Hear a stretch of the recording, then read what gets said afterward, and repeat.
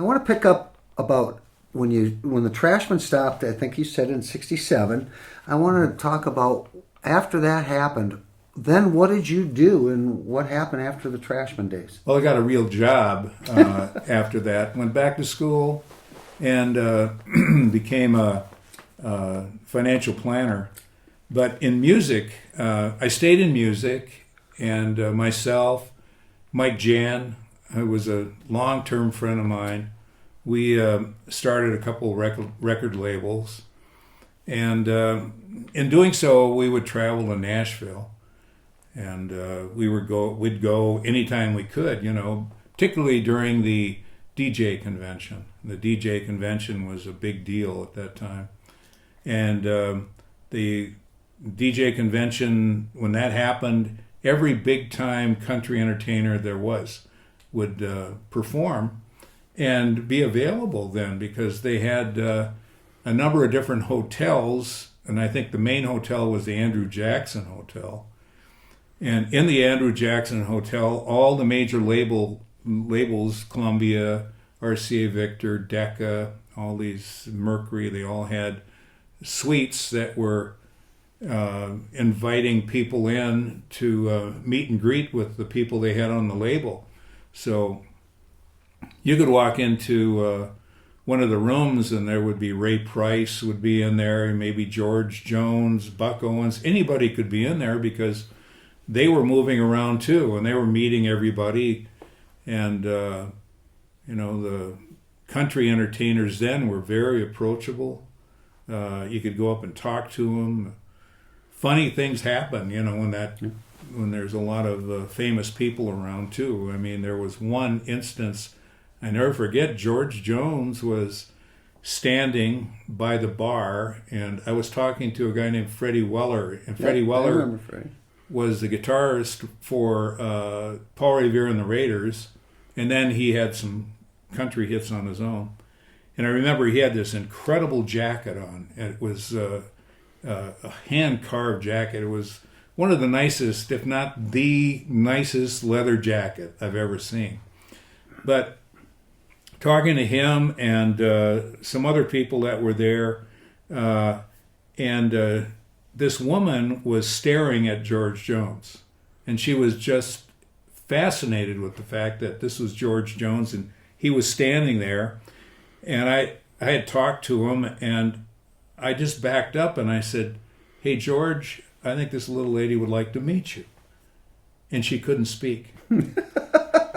It's true. She couldn't speak, but he was so gracious about it, took pictures, talked to her. It was just he made her feel comfortable, He was very nice. And Freddie Weller, he thought that was, hysterical, really. But he was so nice, too. And I think that she took some pictures with him, too. Go ahead. What label did you have when you...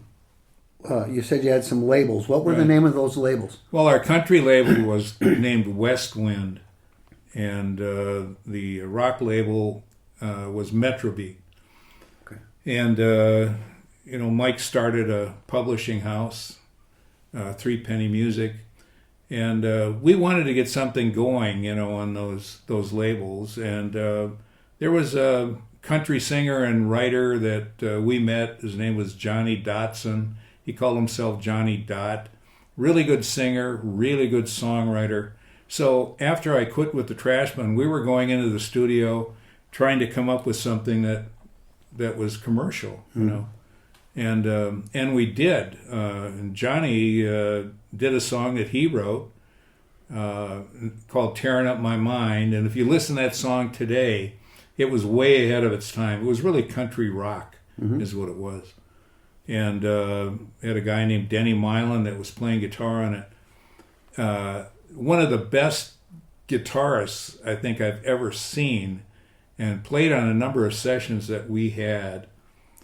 He was just amazing. In fact, he got a gig in Nashville and got a better gig in Las Vegas, and did really well in the music business. Unfortunately, he passed away at an early age from cancer, but I stayed in touch with them. These guys were in Minneapolis. These were local musicians then. They were local.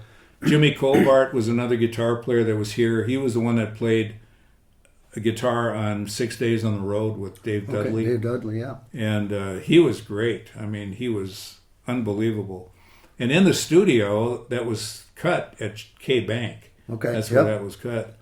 The same place we cut Surfin' Bird and King of the Surf and that first and second and third album that we had was cut there. And by the way, there was a lot of history with that place because I think Phil Humphrey and the Fendermen recorded there, and they had a couple of hits there, and Bobby V, had Susie Baby and Flying High, and then Dave Dudley came in and had 6 Days on the Road and Cowboy Boots was recorded there. And anyway, we were recording there. We had a deal with the guy that owned the studio at the time. We recorded this country music. It was kind of rock country, with Johnny. And at the same time, there was a gal that was singing out west of town at the Ambassador. Her name was Marilyn Sellers. Yeah. And we got to know her, and we did an album on her and a couple of singles on her on our label. And then went to Nashville, took her to Nashville. And Mary Reeves was the wife of Jim Reeves, the singer. Yeah.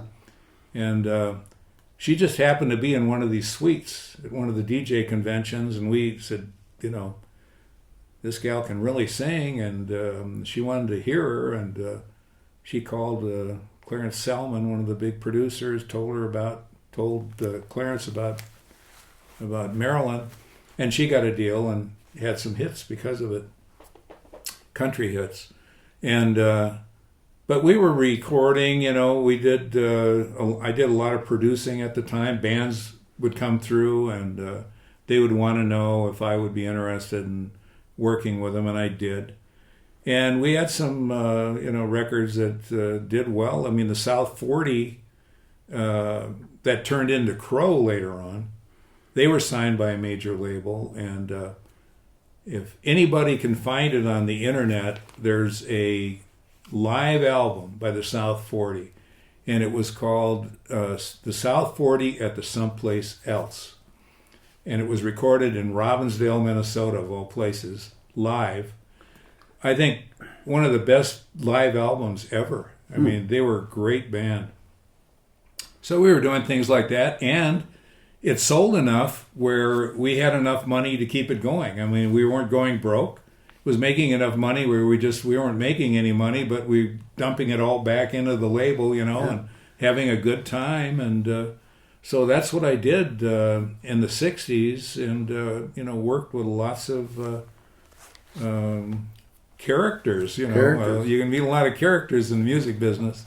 And in Nashville, when we were there, we met a lot of people.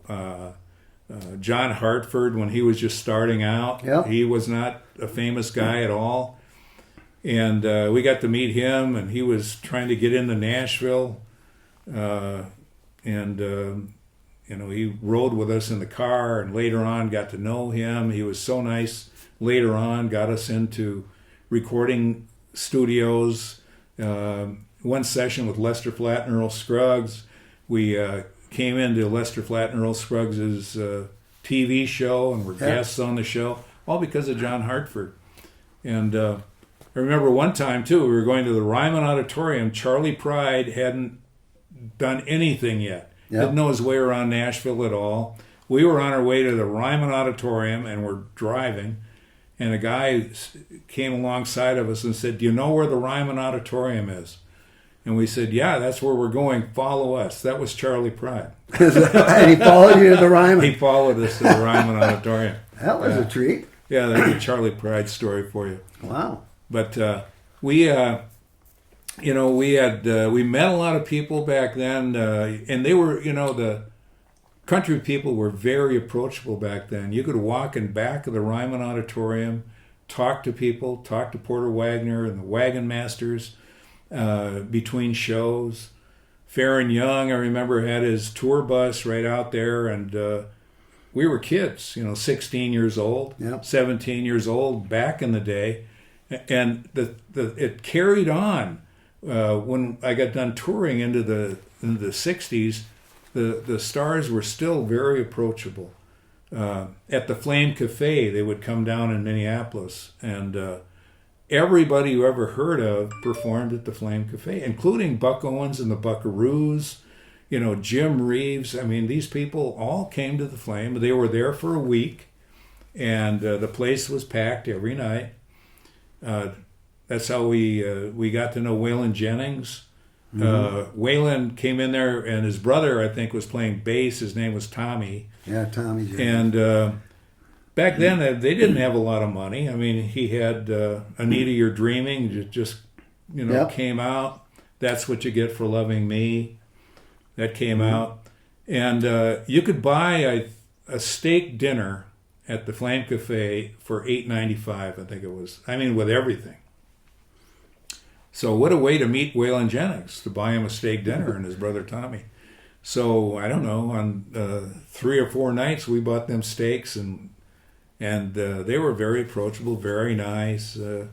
And back then, I remember Loretta Lynn was there at the Flame Cafe, and I remember distinctly standing backstage and looking through the back curtain, and she didn't have any shoes on. She was shoeless on stage. She used to do that. Yeah. And her brother was J. Lee Webb, I think, was with her at that time. And she had a great band. And so we got to meet a lot of those people. In fact, many years later, I told you the story about the jacket. And you run into these people later on. Freddie Weller was inducted into the Iowa Hall of Fame, Rock and Roll Hall of Fame. And he had these country songs, and Buddy Holly was inducted at the same time we were. We were also inducted into that Hall of Fame. And Freddie Weller was there. I hadn't seen him in all this time. Yeah. And when we were doing a meet and greet and signing posters, Maria Elena Holly was sitting right next to me, and I was talking to her. But he's right. Freddie Weller was sitting right over here, and he kept kind of looking at me, and finally I said, "Hey, Freddie." He looked at me. I said, "Do you still have that jacket?" And he remembered? Yeah. And he said, he assured me he still had that jacket. It was I told him, I said, "That's the most beautiful leather jacket I think I've ever seen."